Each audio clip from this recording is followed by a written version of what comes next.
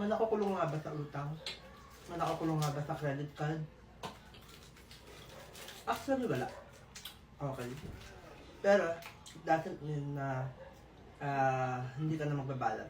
It doesn't mean na babaliwalain mo na yung ginawa mo na nangutang ka kung kanin-kanin.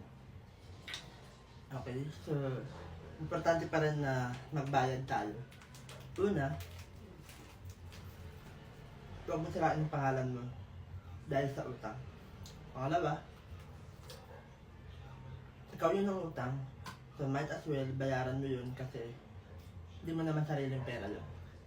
And pangatlo, huwag mo sirain yung mga trust ng mga tao na pautang sa'yo. Tao man yan o bangko, huwag mong sirain yung tiwala nila.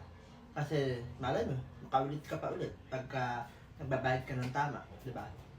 So, yun. And, ano ba yung dapat mong gawin para makabayad ka ng utang? So, siyempre, kung kulang yung pera mo ngayon, kung hindi sapat yung pera mo ngayon, ang pinaka main goal mo talaga is magdagdag.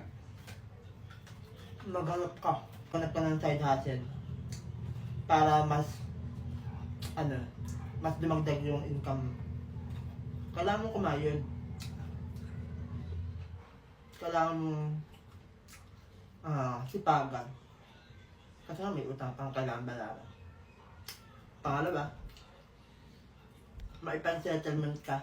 No? Be humble na lumapit sa bangko, na lumapit dun sa pinagkakautangan mo. And sabihin mo kung ano yung pinagdadaanan mo, kung ano yung situation mo right now. Tapos, maipag-settle ka kung paano mo babayaran yung utang. Okay, pwede installment.